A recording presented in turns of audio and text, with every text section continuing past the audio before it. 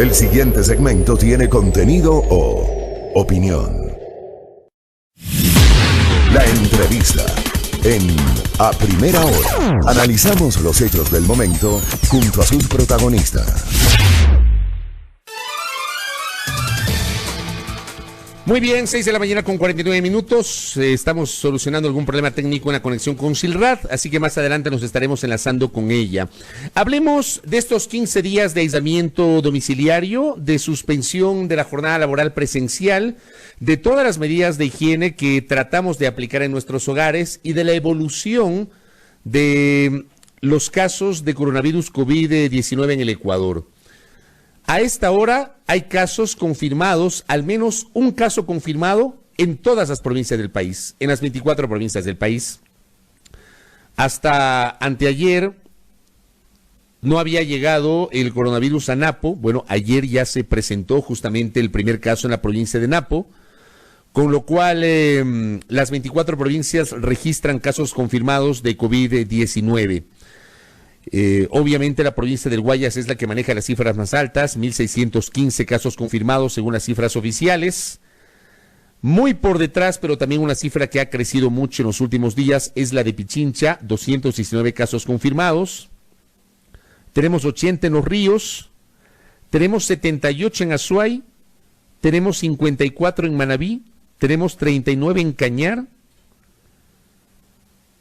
tenemos 34 en El Oro, tenemos 27 en Sucumbíos. Son las provincias que registran los números más altos, aunque claro, la distancia de Guayas respecto de Pichincha, que está segunda, es muy grande. Guayas tiene el 72,2% de los casos, Pichincha el 9,5% de los casos. Bueno, desde el punto de vista de la ciencia, desde el punto de vista médico, desde el punto de vista de la academia, queremos conocer ahora mismo una opinión sobre la evolución del COVID-19 en el Ecuador. Nos enlazamos con el doctor José Daniel Sánchez, él es docente de microbiología de la Universidad Tecnológica Equinoccial, que tiene la gentileza de atendernos en esta mañana. Doctor, bienvenido, buenos días, ¿cómo le va? Muy buenos días, Fabricio, muy buenos días con todos. Gracias. A ver, ¿qué podemos decir de estos 15 días de aislamiento y el comportamiento o evolución del coronavirus COVID-19 en el Ecuador? Bueno, hay tres factores importantes que me gustaría considerar. Como usted lo mencionó muy bien, en estos 15 días estamos apreciando cómo la curva está llegando a un punto de detenimiento. Es decir, que dentro de estos 15 días ya se está apreciando si en realidad la cuarentena valió la pena y si en realidad la cuarentena tiene el impacto necesario. El segundo punto que me gustaría también remarcar es lo siguiente. Usted lo mencionó muy bien, el número de casos que existen en el Ecuador. De estos, tomemos en cuenta que los 2.240 infectados, 370 casos confirmados pertenecen a un grupo de edad que va entre los 20 y 49 años. Es decir, la edad económicamente activa es la que se encuentra con el mayor número de casos. Sin embargo, el tercer punto que debería considerar es que si bien es cierto, este grupo de edad de jóvenes son los que tienen mayor casos en nuestro país, los fallecidos o las personas que han fallecido en nuestro país, la mayoría comprenden entre los 50 a 80 años. Es decir, los jóvenes en el Ecuador, digamos así, son los que son más propensos a la enfermedad. Sin embargo, los ancianos o las personas de mayor edad, no siendo las que más casos confirmados tienen, sí son las de mayor mortalidad. Correcto. Ahora, doctor, permítame interrumpirle esa parte para darle hilo a lo que usted está diciendo, el tema del grupo etario, porque claro, me parece a mí, y esto al menos, esto ha sido, digamos, de lo positivo que se puede destacar, al menos desde los últimos días decidieron incorporar también el grupo etario dentro de la infografía que genera el Comité de Operaciones de Emergencia, y me parece a mí que eso ayuda a desmitificar el hecho de que alguna gente lo había tomado de modo deportivo, de que solamente el coronavirus va a afectar a las personas de la tercera edad. Y bueno, uno revisa los casos confirmados por grupo etario y se encuentra que pacientes confirmados de entre 20 y 49 años, suman 1.419 de 2.302 casos confirmados. O sea, entre 20 y 49 años está el grueso de la población ecuatoriana que está contagiada. Luego tenemos 550 casos de personas entre 50 y 64 años y de más de 65 años, adultos mayores, 243. Me gustaría que abunde en esa explicación porque creo que eso va a ayudar un poquito a desmitificar y no tomar tan deportivamente el tema.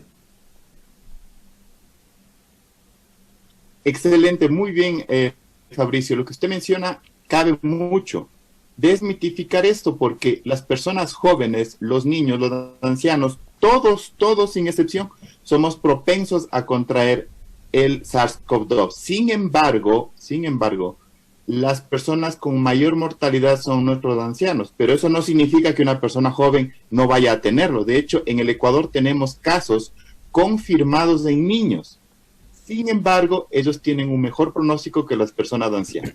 Ahora, eso es importante manifestarlo, pues las personas jóvenes muchas veces se arriesgan más, salen indisciplinadamente, no siguen las medidas de precaución correctas y por lo tanto el mayor riesgo no lo generan hacia ellos, los generan hacia personas susceptibles. Por lo tanto, fíjese lo importante que menciona usted también, lo importante de mantener una disciplina social, un control social para no afectar a un prójimo, no afectar a una tercera persona.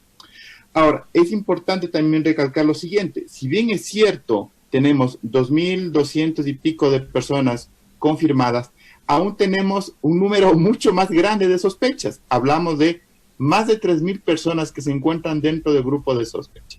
Eso me hace pensar de igual manera que tenemos un subregistro bastante amplio en nuestro país. Por lo tanto, existen dos picos, se vio en Estados Unidos, se vio en Inglaterra, se vio en Asia, donde teníamos una disminución muy ligera y luego un incremento muy alto.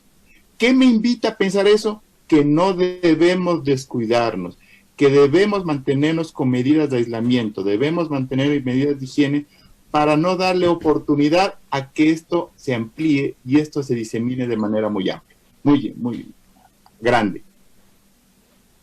Doctor, ¿qué decir? Que creo que también sería valioso un comentario suyo. De esta cifra de casos confirmados por sexo, resulta que hay más casos en hombres que en mujeres, 54% en el caso de hombres, 46% en el caso de mujeres. ¿Hay alguna explicación científica sobre esto? Hay dos puntos a considerar y es muy interesante, dos puntos en contraposición. El primero es, el hombre tiene mayor capacidad de receptores de AC2, los receptores para este virus. Sin embargo, socialmente, la mujer es quien más cuida de su salud que el hombre.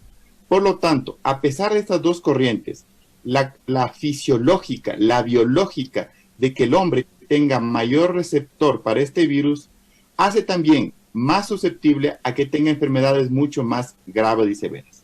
Sin embargo, ¿cuál es la tendencia social? Que la mujer cuide más de su salud como el rol en general, pues no tenga un grupo más diseminado de esto. Por lo tanto, sí, en verdad, cabe perfectamente lo que menciona, el hombre es el que más riesgo tiene de contraer, y es más riesgo de contraer y más riesgo de tener una mortalidad sobre la mujer. Correcto. Tengo algunas preguntas que están haciendo ya los oyentes están interactuando a través también de nuestra transmisión de Facebook Live. Estamos en señal de radio y también en señal digital. Estamos conversando con el doctor José Daniel Sánchez, docente de microbiología de la Universidad Tecnológica Equinoccial. A ver, acá me piden que le pregunte si desde su conocimiento, desde su análisis, se va a requerir al menos 15 días adicionales de aislamiento. ¿Por qué hacemos esta pregunta? Porque claro, hubo una decisión que fue anunciada el día lunes en el sentido de extender el aislamiento al menos hasta el domingo. Hay gente que cree erróneamente que el lunes ya habrá que ir a trabajar y resulta que el domingo se va a hacer un análisis y se van a tomar decisiones. Habrá que ver si se toma algún tipo de medida en el sentido de mantener la restricción nacional o si se la levanta parcialmente en algunas jurisdicciones, provincias o cantones del país en donde la presencia del COVID ha sido prácticamente tangencial, pero ¿habrá necesidad, doctor, de reforzar, de aumentar la cuarentena, aumentando los días como plantea un oyente? Muy bien, yo pienso que en salud es un tema supremamente delicado como para manejarlo al ojímetro. Es decir, necesitamos algo de evidencia con pruebas rápidas, con un análisis efectivo de casos para determinar cómo va a darse el comportamiento dentro de las siguientes 2 semanas. Por lo tanto, no creo conveniente únicamente fijarnos en una cifra de confirmados, cuando en realidad lo que necesitamos es la certeza de que el virus se está poco a poco manteniendo en atenuación, se está manteniendo controlado a nivel comunitario. ¿Cómo sabemos eso? Pues no solamente con los casos confirmados, sino también ampliando más allá con las pruebas rápidas y verificando que realmente el virus se está decayendo en su transmisión. Por tanto, si es necesario 15 días más, pues será necesario no solamente por dar una cifra, sino que tiene que estar sustentado con las cifras de transmisión e inhibiendo de alguna manera los casos que se están reportando a nivel de las provincias. Considero importante y relevante manifestar, por tanto, que si es necesario 15 días, pues sí se debería ampliar este tema. Pero como lo mencionó, a veces el canal de información tiene que ser lo suficientemente limpio para que se entienda. Usted lo mencionó, la ministra dijo que se revería en esta fecha nuevamente el continuar o no. No se dijo que ya se volviera. Así es, claro. Yo sé lo complicado de nuestra sociedad para poder volver y reintegrarse. A nadie lo ve como un encierro, como un castigo, pero en realidad nuestra acción es supremamente relevante y supremamente valedera, pues muchas veces en el hierro, en el metal, en el plástico, dejamos muchos virus que no nos damos cuenta y podríamos generar más focos de infección. Correcto. Acá tengo otra inquietud. Gracias a Juan Pablo Jaramillo que nos escribe y nos escucha como todas las mañanas. Hace el siguiente comentario que se lo traslado al doctor José Daniel Sánchez. No se puede aseverar que la curva se aplana si las pruebas, por otra parte, no crecen exponencialmente. Se hacen tan pocas pruebas que las cifras dejan de ser confiables y dice, deberíamos estar haciendo 2,000 o 3,000 pruebas diarias. ¿Qué opinión le merece este comentario del oyente? Es justamente lo que acabé de mencionar. No podemos solamente fijarnos en el número de confirmados, sino también en ampliar las pruebas para verificar de manera adecuada y de manera correcta que no existe esa transmisión ya comunitaria o que al menos se está reduciendo. Por lo tanto, hay el modelo de Corea del Sur. El modelo de Corea del Sur es muy interesante, muy aplicable en nuestro país. ¿En qué consiste este modelo?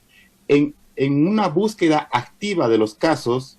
Consiste también en masificar las pruebas rápidas para tener una certeza lo más científicamente apegada y de esa manera ir dando pasos hacia un aplanamiento de la curva de manera correcta. Ahora, la pregunta también que hacen algunos oyentes, y es una pregunta recurrente, ¿qué tan confiables terminan siendo las pruebas rápidas? Bueno, muy buena pregunta. A veces creemos que el enfermo descarta al sano, es decir, o está enfermo o está sano. Lastimosamente, en pruebas rápidas, como su nombre lo indica, tiene cierto sesgo para determinar si realmente está sano o si realmente está enfermo. En esto hablamos de pruebas de sensibilidad y pruebas de especificidad. ¿Qué es una sensibilidad? Es descartar al enfermo, y especificidad es buscar a la persona que está sana. Por tanto, tenemos pruebas de sensibilidad en las pruebas rápidas de un 96%, pero de especificidad de un 86%. Por lo tanto, podemos tener un porcentaje de falsos positivos o falsos negativos que nos podrían causar cierto problema. Y usted me dirá, pero ¿realmente vale la pena las pruebas rápidas? Sí, sí valen la pena las pruebas rápidas, porque te indican el grado de inmunidad o la respuesta inmunológica que tiene la persona. Una persona que está con un problema de inmunidad bastante deficiente, pues, a más de ser propenso, puede también transmitir la enfermedad de una manera asintomática, como lo es principalmente en los niños, y por lo tanto ser el nicho importante que se mantenga el virus. Hay algo que, digamos, llamó mucho la atención, creo que a todos nos generó una preocupación, fue inicialmente muy mal manejada la explicación inicial que dio el ministro de Salud, tan mal manejado que al día siguiente tuvieron que explicar a qué se refería el señor ministro de Salud. Y me refiero al hecho de que supuestamente el virus ya está en el aire, o sea, salimos y respiramos y el virus está en el aire. Eso es lo primero que se le vino a la mente o se nos vino a la mente a muchos de nosotros. Al día siguiente lo que se explicó es que el virus está en el aire en ambientes hospitalarios y por eso, o sea, se entiende que si los médicos están tratando a pacientes confirmados, contagiados por COVID-19, deben utilizar mascarilla, deben utilizar el gorro, deben utilizar guantes, deben utilizar la bata, las gafas, etcétera, justamente por eso, porque el virus está en el ambiente hospitalario. Pero sí quisiera que abundemos un poquito en eso, doctor, desde su conocimiento, para poder desmitificar este otro tema, porque generó mucho temor el que nos digan que el virus ya está en el aire, aunque luego se desmintió, pero quisiéramos abundar en eso. ¿Qué significa que está en ambientes hospitalarios en el aire, doctor? Excelente. Con respecto al virus, el virus tiene una cubierta grasosa, una envoltura lipídica, una cubierta que necesita envolverse en un fluido para poder infectar. No, el virus no tiene una cubierta dura, el virus no tiene una cubierta de proteína para simplemente trasladarse en el aire. Por tal motivo, la naturaleza del virus es ir a la conjuntiva, a la boca, a la nariz, a través de microgotas suspendidas en el aire. Esto no quiere decir que el virus se transmite secamente en el aire, sino que tiene que estar en un ambiente semihúmedo. Por ejemplo, la persona que habla, la persona que tose, la persona que estornuda, va a emitir gotitas, secreciones tan minúsculas y tan pequeñas que dentro de esto se encuentra el virus. Pero hablar de que el virus va a transmitirse por desecación en un ambiente inadecuado, pues no es correcto. Investigaciones recientes han determinado que el virus tiene que ser transmitido obviamente en un medio hospitalario bastante contaminado, por cierto, en un sitio en el que existe una cercanía de al menos 1 metro o 2 metros de la persona que habla, y por lo tanto se desmitifica eso. Fue totalmente fuera de contexto el tema de decir que solamente es por el aire, cuando en realidad es por las pequeñísimas secreciones que se emiten en el ambiente. Correcto. Me queda claro, doctor, me parece muy valiosa su explicación, que además ha sido compartida por los oyentes con algunas inquietudes que hemos procurado trasladar a nuestro invitado. Doctor, gracias por el tiempo y por la gentileza. Seguramente lo contactaremos en los próximos días para seguir conversando sobre la evolución de el coronavirus COVID-19 en el Ecuador. Muy generoso. Siempre será un gusto. Muchas gracias. Gracias. El doctor José Daniel Sánchez, docente de microbiología de la Universidad Tecnológica Equinoccial, hablando aquí en A Primera Hora.